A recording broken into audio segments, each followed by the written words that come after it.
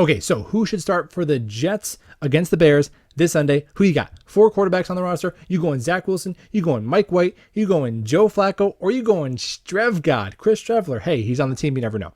Which one of those 4 guys would you start next week? Now, Robert Saleh, after having Zach Wilson's back after the loss against New England, changed his tune today, said nobody's job on offense is guaranteed after a 103-yard performance. Boom, money. Robert Saleh has been excellent at the podium for 2 months straight, really growing into his own as a leader and as a communicator.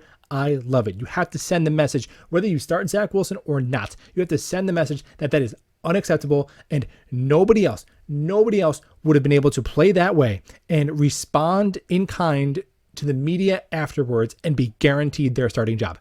Nobody on the roster. Why should Zach Wilson be any different? I freaking love it. Now, in terms of what we should do, I'm torn here. Normally, I know exactly my take. Here's my data. Here's my points. Boom, boom, boom. You're crazy if you disagree, right? But here, I don't know, because this year it is a balance, right? It's not just, oh, if Mike White gives us a 5% better chance to win, then you go with Mike White. It's not that cut and dry, but it's also not that cut and dry in terms of, oh, you go with Zach Wilson because he's the number 2 overall pick and you have to evaluate him no matter what. No, because this team is too good. This defense is a Super Bowl caliber defense. The special teams is a Super Bowl caliber unit. The offense, we can't even evaluate it because the quarterback play has been so bad and the offensive line has been so injured. But it's not that cut and dry. So let's get into some options. Number 1, the guy who would most likely, in my opinion, take over for Zach Wilson if he were to be benched is Mike White, because he's been the number 2 quarterback in recent games. Mike White last year, it's not perfect comparison, different situations, small sample size, all that, but here's what we got. Mike White in 2021, 67% completions, 5 touchdowns, 8 picks, a little over 7 yards per attempt, 238 yards per game, sacked on 3% of his dropbacks, and has limited mobility. All right, now Zach Wilson this year, 55% completions, 4 touchdowns, 5 picks, a touch under 7 yards per attempt, 183 yards per game, which I don't really care about that one, but whatever. Sacked on 8% of his passes, but also can give you some juice in the run game. I think he was our leading rusher against New England.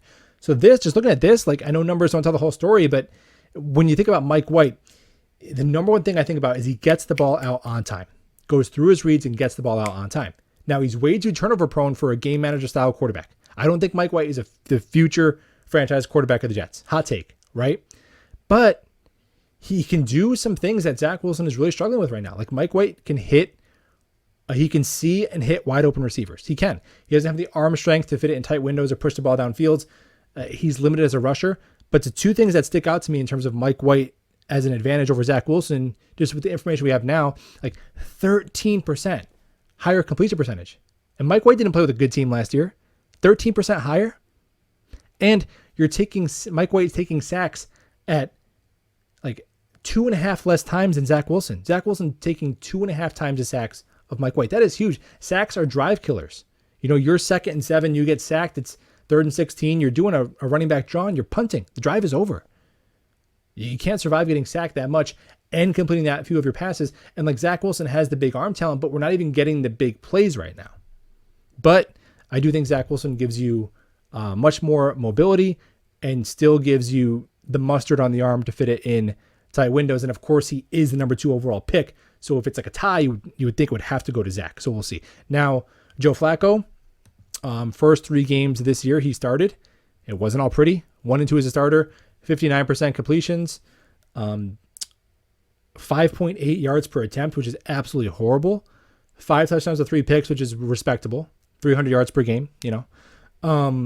Look, Joe Flacco, he won 1 game. It was amazing. The comeback, it was great. He did his job, keeping us afloat.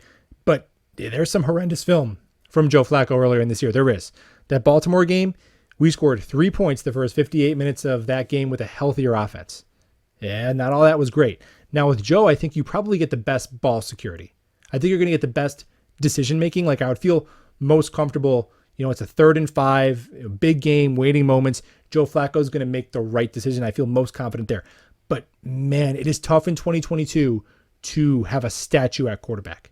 It's really tough. It really limits what you can do.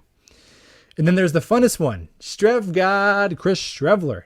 We're not even going to go into stats on this one because we only have preseason. And look, it would be fun. It would be awesome. Chris Strevler versus Justin Fields. Who wouldn't love that? Get your popcorn ready. And I do honestly think that he could bring some interesting components to this team, because if you're getting, 60 yards rushing out of your quarterback, now they have to respect that, and you can build some stuff off of that. It'd be fun, but you'd have to completely change the offense. And Chris Trevler doesn't have any reps at any of these guys. All the guys Chris Trevler lit it up with in the preseason are on practice squads or other teams or out of the league. Like, has Chris Trevler ever thrown a pass to Garrett Wilson in his life? I don't know. It'd be fun. It would be fun. Like, if they announced it, I'd be excited. But I can't tell you I have evidence that Chris Trevler is the answer to make a playoff push right now. So I don't know, guys. My gut is you start Zach Wilson with a 1/2 leash. And if it looks anything remotely like what we saw in against New England, then you got to pull the plug. And you got to give somebody else a shot, because you owe it to this team to not let this elite defense go to waste. But we'll see. And we'll talk ball soon.